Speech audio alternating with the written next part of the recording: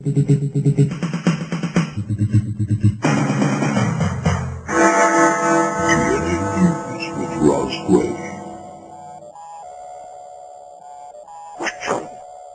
there, this is Roz Gray reporting for the Galactic News Network from the barbarian backwater known to its hapless inhabitants as Earth, despite the fact that its surface is like 70% water. This is the first in a series of special reports in which we will be investigating the bizarre culture of these primitive ape-like creatures. Since landing here, our impressions of the Earthlings confirm what we'd already deduced from the television broadcast we picked up.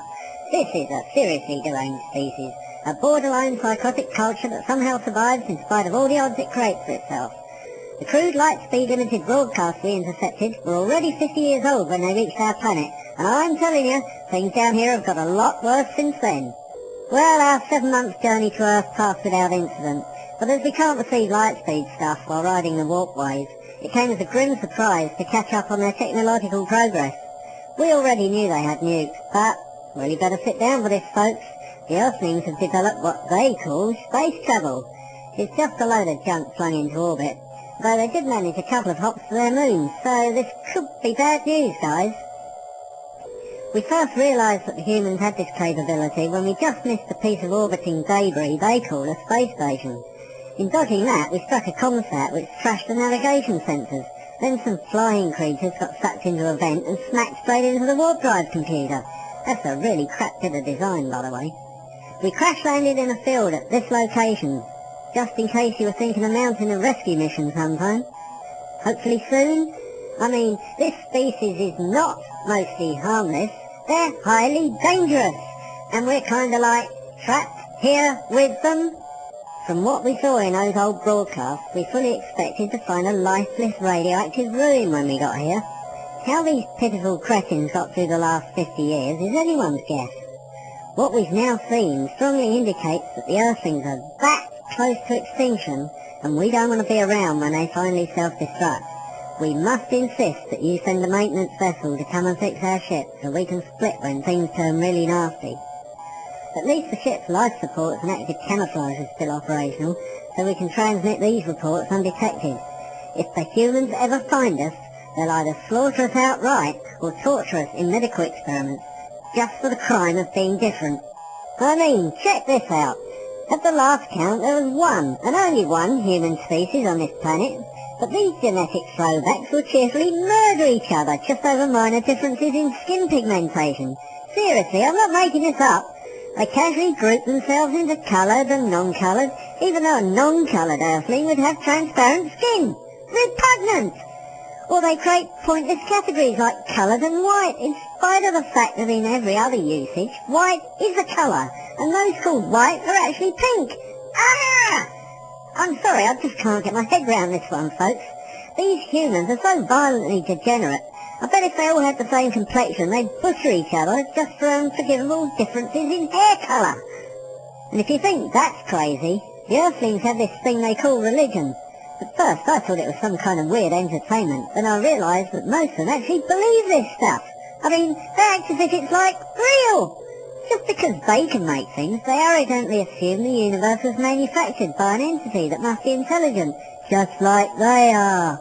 The humans then project all their best and worst characteristics onto this superhuman construct, worship it, and beg it for special favours. It's sort of like an invisible friend for adults, I guess.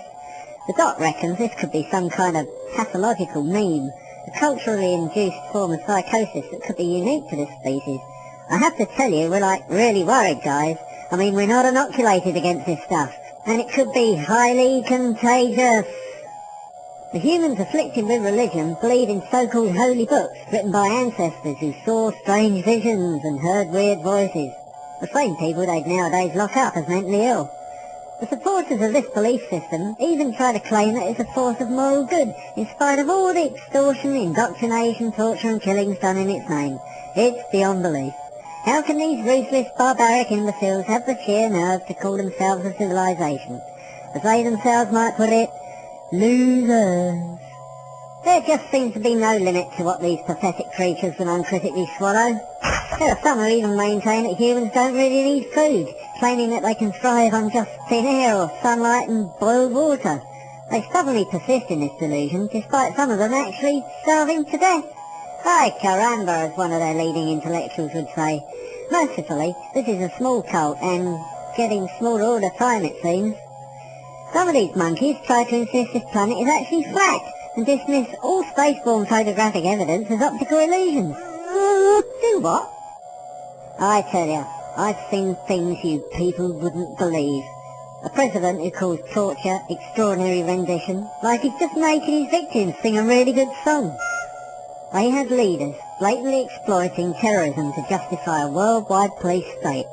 They're actually planning to stick identity chips in everyone, so they'll have internal as well as external surveillance.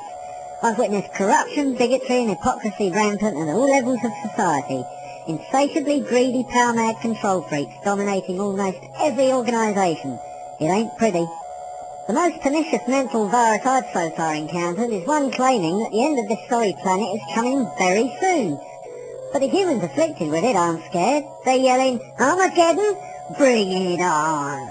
They actually want to have a terminal world war in order to fulfill some ridiculous prophecy by an ancient guy who was clearly off his nut on mushrooms.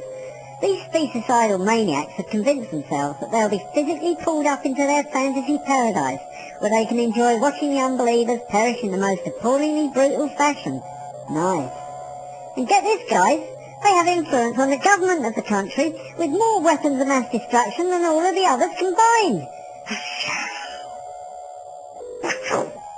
I really regret being so doom and gloomy in my first report, folks. You know I'd so much rather send you a happy celebration of the rich and diverse cultural modes this unique society has. It's living proof that it's always the crappiest planets that produce the most powerful and poignant music and humour. But this insidious religious thing has a direct and imminent bearing on our continued existence. We don't want to die just yet. Please, guys, send help now! This transmission at a speed of 1 megatact will take about 30 minutes to reach you. So if you immediately dispatch a maintenance vessel, it'll take about 7 months to get here, and it's touch and go if this moronic species will last even that long. I'll end on a lighter note. Question. How many Earthlings does it take to change a vacuum-filled photon emitter? Answer. 6 billion. 1 to change the emitter, and the rest to fight about whether things were better when it was dark. This has been, and hopefully will continue to be, Ros Gray reporting for the Galactic News Network. Oh, great, I can never do this Vulcan finger thing.